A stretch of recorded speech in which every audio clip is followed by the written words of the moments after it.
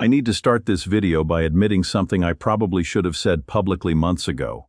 For a long time, I watched the data quietly, the same way a lot of people in finance do, telling myself it wasn't quite time yet, that the signals weren't strong enough, that I'd be accused of if I said out loud what the numbers were actually showing me. But I can't do that anymore. Because what I've been tracking over the past several weeks isn't a theory anymore. It's not a distant possibility economists debate in academic papers. It's happening, right now in real time, and almost nobody watching the mainstream news has any idea how serious this actually is. For over 50 years, the entire global financial system has run on one quiet, almost invisible arrangement. Oil, the single most traded commodity on Earth, the resource every economy on the planet depends on, has been priced and sold in US dollars. Not because it has to be, not because of some law of economics, but because of a deal struck decades ago between the United States and major oil-producing nations, an agreement that gave the dollar an extraordinary, almost unfair advantage. Every country that needed oil, which is every country, needed dollars first. That single arrangement is what economists call the petrodollar system, and it is, without exaggeration, one of the most important pillars holding up the value of the US dollar and America's ability to borrow more money than any nation in human history. Here's what most people don't understand about why that arrangement mattered so much. When every oil-purchasing nation on Earth needs dollars to buy energy, it creates constant, guaranteed global demand for that currency. That demand is what allows the United States to print money, issue debt, and run deficits that would collapse almost any other country's currency instantly. It's not that America's economy is uniquely strong enough to support $40 trillion in debt. It's that the entire world has been structurally required to hold dollars, just to keep their own economies running. Remove that requirement, even partially, and you remove one of the biggest hidden forces propping up the value of the dollar itself. And that is exactly what I watched start to unravel. Over recent months, a series of agreements have quietly been signed between major oil-producing nations and countries like China, agreements that allow oil to be purchased in currencies other than the dollar. Not as a small experiment. Not as a symbolic gesture, as real, functioning trade infrastructure, settled in yuan, in other regional currencies, completely bypassing the dollar system that has stood unchallenged for over half a century. When I first saw the reporting on this, I honestly reread it twice, because the implications are almost too large to process casually. This is not a slow theoretical shift decades away. This is already operational. Major oil exporters, nations that for 50 years never seriously entertained pricing their most valuable export in anything but dollars, are now actively settling real transactions outside the dollar system. And once that door opens, even partially, it rarely closes again, because every nation watching this unfold is asking itself the same question. If others are moving away from total dollar dependence, why would we be the last ones still holding it? I stayed quiet about this for weeks, partly because I wanted to be sure this wasn't just noise, wasn't just an isolated deal that would fade into irrelevance. But the pattern kept repeating. Nation after nation, deal after deal, quietly, methodically building infrastructure that doesn't need the dollar the way it used to.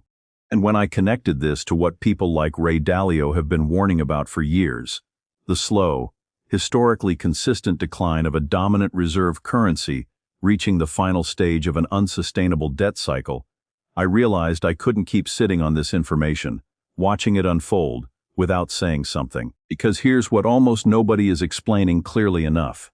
If global demand for dollars declines, even gradually, it doesn't just affect abstract exchange rates on a screen somewhere. It affects everything downstream.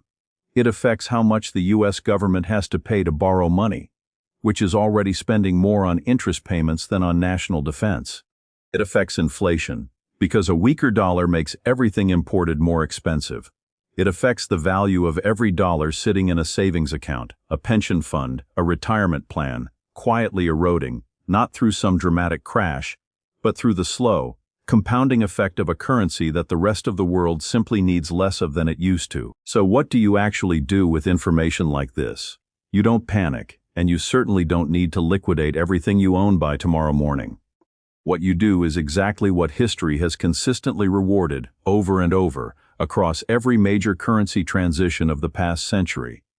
You pay attention early, and you make small, deliberate adjustments long before the shift becomes common knowledge, long before it's the lead story on every financial news channel. The people who protected their wealth during past currency transitions were almost never the ones who reacted after the headlines finally broke. They were the ones who noticed the pattern quietly forming in the background, months, sometimes years, before everyone else caught up to what was already happening in plain sight.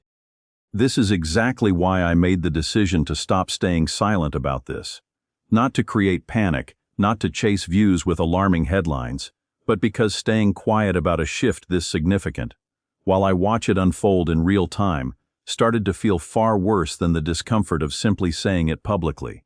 The petrodollar system didn't take 50 years to build overnight, and it isn't going to finish unwinding overnight either.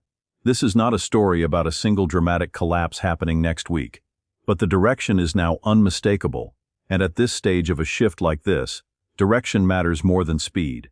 Once enough nations start moving the same way, even gradually, the momentum tends to build on itself, and what looks slow in year 1 can look very different by year 3 or 4. I think about it this way.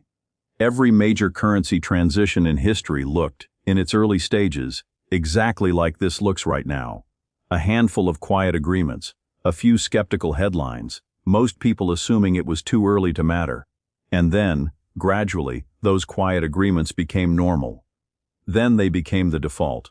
And by the time it was obvious to everyone, the people who had been paying attention early were already positioned, while everyone else was left trying to catch up in a system that had already changed underneath them. That's really the entire point of this channel. Not to predict exact dates, not to sell fear for its own sake, but to help you see these shifts while they're still forming, while there's still time to think clearly and make deliberate decisions, instead of reacting emotionally once it's already front-page news. If this video helped you see what's actually happening beneath the surface, take a moment to subscribe to the Wealth Outline. This is exactly the kind of pattern I'll keep tracking here, before it becomes something everyone is suddenly talking about, so you're never the last one to find out.